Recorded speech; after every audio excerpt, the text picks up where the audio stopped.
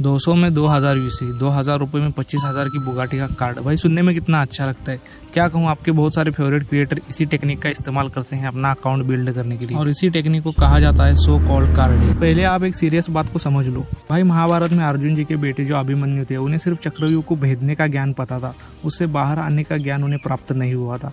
इसकी वजह से भाई उन्हें वहां पर बहुत बुरे हालातों का सामना करना पड़ा। ये बात भाई मैं इसीलिए आपको बता रहा हूँ क्योंकि आधे नॉलेज की कीमत कहीं पर भी नहीं होती, इससे आप बुरे हालात में फंस सकते हो। तो देखना है तो वीडियो को पूरा देखो, या यहीं पर आप वीडियो को स्किप कर सकते हो। वार्निंग, ये सिर्फ वीडियो एजुकेशनल पर्पज के लिए बनाई गई है और ना ही इसमें कोई इलीगल चीज प्रमोट की जा रही है, और ना ही इसमें ऑडियंस को कोई इलीगल चीज अटेम्प्ट करने के लिए इन्फ्लुएंस किया जा रहा है। तो इस वीडियो को सिर्फ एक सोशल अवेयरनेस की तरह लिया जाए। पहले समझ लो कार्डिंग होती क्या है। कार्डिंग का मतलब होता है किसी के चुराए गए हुए डेबिट कार्ड या क्रेडिट कार्ड ना उसको पता चले BGMI की यूसी, फ्री फायर के डायमंड जैसी डिजिटल चीजें या आईफोन्स, गेमिंग लैपटॉप जैसे फिजिकल चीजों को खरीदना। तो पहला सवाल आता है, ये कार्ड चुराए कहाँ से जाते हैं, बेचे कहाँ पर जाते हैं और इन्हें खरीदता कौन है। तो इस कड़ी में बहुत सारे लोग शामिल होते हैं। इसमें से सबसे जो पहले और टॉप पर आते हैं वो एक गॉड लेवल के हैकर। ये लोग दो तरीके से कार्ड्स को चुराते हैं। जैसे कि पहला तरीका होता है स्किमर डिवाइस का इंस्टॉलेशन। ये डिवाइस बहुत सारे ATM मशीन्स पर और जहाँ पर कार्ड से पेमेंट की जाती है वहाँ पर इंस्टॉल किए जाते हैं। जैसे ही आप अपना कार्ड वहाँ पर इंसर्ट कर देते हो तो ये डिवाइस आपके ATM नंबर को, आपके ATM पिन को, CVV नंबर को और आपके नाम को कैप्चर कर लेते हैं और अपने मेमोरी कार्ड में स्टोर कर लेते हैं। उसके कुछ दिन बाद भाई जो हैकर होता है वो आकर उस मेमोरी कार्ड को वहाँ से कलेक्ट कर लेता है। आप जब भी कहीं पर पेमेंट करने जाओ या पैसे निकालने जाओ तो हमेशा चेक करो कि ऐसा कोई डिवाइस तो वहाँ पर इंस्टॉल नहीं। दूसरे तरीके में ये ऐसी बहुत सारी वेबसाइट्स को टारगेट करते हैं जहाँ पर पेमेंट रिलेटेड काम किया जाता है, जैसे कि ई-कॉमर्स साइट समझ लो, या ऐसी साइट जो सब्सक्रिप्शन बेच रही है, और इन वेबसाइट को हैक कर लेते हैं। अब जाहिर सी बात है ये वेबसाइट हैक करके कपड़े तो खरीदेंगे नहीं, तो यहाँ से भाई ये क्रेडिट कार्ड का जो डेटाबेस होता है अपने सर्वर्स पर डंप कर लेते हैं। और उसके बाद एक चार्ट बनाया जाता है, मतलब पर्सन का नाम, उसका ATM नंबर, वो कहाँ रहता है, उसकी जीमेल ID, उसका फोन नंबर और क्या काम करता है और उसके अकाउंट में एट द एंड कितने पैसे हो सकते हैं। और इस चार्ट को बनाकर वो अपनी वेबसाइट पर पब्लिश कर देते हैं। जाहिर सी बात है ये वेबसाइट नॉर्मल इंटरनेट पर नहीं चल सकती क्योंकि अपनी लीगल अथॉरिटीज इस पर एक्शन लेती है। तो जाहिर सी बात है ये सारी चीजें डार्क वेब से ऑपरेट होती है। भाई वहाँ पर इन चीजों के स्टोर्स बने होते हैं जहाँ पर सारी इलीगल चीजों को खरीदा और बेचा जा रहा हो। तो मैं आपको कभी रिकमेंड नहीं करूंगा कि आप उस घटिया जगह पर जाओ। भाई worst part of the internet कहोगे तो वही जगह है। अब जो साइट्स हैक हो चुकी होती है भाई वो कभी एक्सेप्ट नहीं कर सकती कि वो हैक हो गई थी, क्योंकि भाई इससे उनकी रेपुटेशन डैमेज हो जाती है, यूजर्स का उनसे भरोसा उठ जाता है और उनकी स्टॉक प्राइसेस गिर जाती है। तो यूजर्स को पता भी नहीं होता कि उनका डेटा जो है डार्क वेब पर बेचा जा रहा है। तो आप अपने सेफ्टी के लिए मैक्सिमम कार्ड्स पेमेंट अवॉइड किया करो, और अगर करना भी है तो वहाँ पर कार्ड अपना सेव मत किया करो। या पेपाल जैसी सर्विसेज का भी इस्तेमाल कर सकते हो अपने कार्ड की प्राइवेसी बरकरार रखने। अब वीडियो में एंट्री होती है भाई प्रो कार्डर्स की। ये लोग हजारों डॉलर्स इन्वेस्ट करके अलग अलग स्पेशलाइज्ड टूल्स खरीदते हैं, जैसे कि anti detect browsers, virtual machines, virtual phone number, virtual mail ID, VPN, proxies. ये इतना पैसा इसीलिए इन्वेस्ट करते हैं क्योंकि गलती से भी इनको इनकी आइडेंटिटी लीक नहीं करनी होती। उसके बाद घंटों तक, हफ्तों तक घिस कर भाई ये कुछ ऐसे वर्किंग कार्ड ढूंढ लेते हैं जो वेबसाइट एक्सेप्ट कर ले, क्योंकि आजकल की वेबसाइट AI की वजह से स्मार्ट हो गई है, जो हर कार्ड को ब्लॉक कर देती है अगर उन्हें कुछ शक हो जाता है। तो अब आपको क्या लगता है कि ये इतने मेहनत 100 रुपए की यूसी बेचने के लिए करते होंगे? इन्होंने इतना खर्चा मेरे भाई बड़ा हाथ मारने के लिए किया होता है। यूसी जैसी चिल्लर चीजों में इनका इंटरेस्ट भी नहीं होता।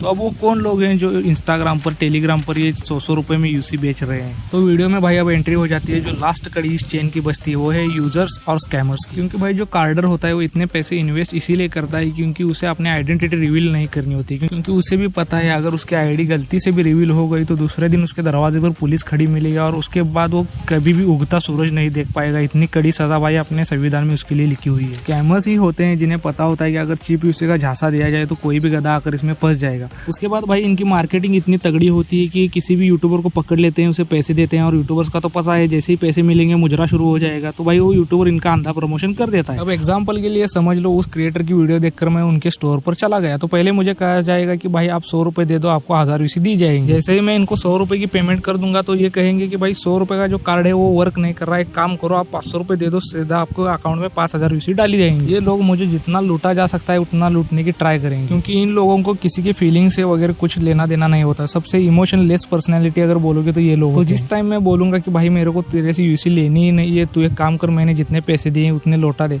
तो उसी टाइम भाई मुझे को ये लोग ब्लॉक कर देंगे। अब आप एक बात समझ लो, अगर मैंने अमेजोन से कुछ खरीदा और मुझे वो नहीं मिला या जैसा वो दिखाया था वैसे नहीं मिला, तो भाई मैं अमेजोन पर कंज्यूमर कोर्ट के थ्रू केस कर सकता हूँ और अपना कंज्यूमर कोर्ट इतना स्ट्रांग है कि अमेजोन को घुटने पर लाकर खड़ा कर देगा। लेकिन इन स्कैमर्स की भाई मैं रिपोर्ट कहीं पर भी नहीं कर सकता, क्योंकि मैंने इनको पेमेंट की है, मतलब एक इलीगल एक्टिविटी में मैं खुद शामिल हूँ, तो पहले पुलिस मुझे उठाकर अंदर डालेगी। तो आपको कभी भी इन कार्डिंग स्टोर पर या चीप यूसी पर बिलीव नहीं करना है भाई, क्योंकि ये सब पूरी तरीके से स्कैम है। क्योंकि कोई कार्डर एक्सेप्ट नहीं कर सकता कि मैं कार्डर हूँ, और जो एक्सेप्ट करता है भाई वो कभी कार्डर नहीं होता, वो एक स्कैमर होता है। तो अगर आपको देखना है स्कैमर कैसे काम करते हैं, तो भाई मैंने कमेंट में एक पहला लिंक जो पेस्ट किया है वो इसी का वीडियो है, आप जरूर चेक कर लें। तो रहा सवाल क्या कार्डिंग से भाई अकाउंट आपका बैन हो सकता है, तो हाँ डेफिनेटली बैन हो सकता है भाई। यूरोपियन यूनियन के और यूएसए के लॉ इस कार्डिंग के रिगार्डिंग बहुत स्ट्रांग है। वहाँ पर अगर एक रिपोर्ट भी हो गई तो आपका अकाउंट बैन होगा, आपकी जीमेल आईडी बैन होगी और आपका डिवाइस को फ्लैग किया जाएगा। तो अब कुछ लोग कमेंट में अगर कहेंगे भाई मैं 2 साल से कार्डिंग कर रहा हूँ, मैं 4 साल से कार्डिंग कर रहा हूँ, तो भाई इस वीडियो को एक ऊपर वाले के इशारे की तरह से समझ लो। भाई कार्डिंग कोई कुबेर का खजाना तो है नहीं कि किसी को उसकी चाबी मिल गई और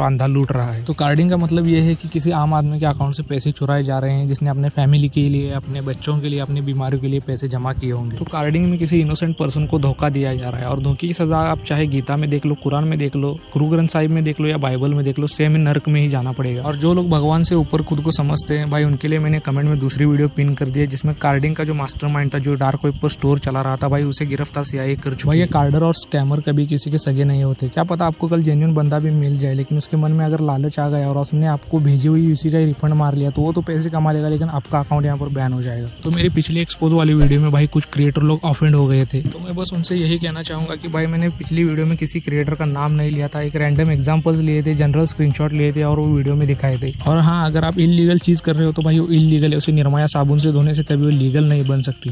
अपने ऑडियंस को भाई बता कर रखो कि ये चीजें जो मैं कर रहा हूँ वो इलीगल है, कल इसकी वजह से आपकी आईडी बैन हो सकती है। क्योंकि आप लोग यूट्यूब के पैसों से नई आईडी बना सकते हो, लेकिन इन लोगों की आईडी मेहनत से बनाई हुई चली गई तो वापस नहीं आएगी। तो मैं आप सभी लोगों से यही कहना चाहूंगा कि भाई इस गेम के लिए तो अपने करियर के साथ मत खेलो, ऐसी इलीगल चीजों में मत पड़ो, अपनी फैमिली की इज्जत को खतरे में मत डालो, अपनी जिंदगी को इस तरह बनाओ कि आपकी फैमिली को भी गर्व हो कहते हुए कि मैं ये मेरा बेटा या मेरी बेटी, ना कि वो शर्म से कहे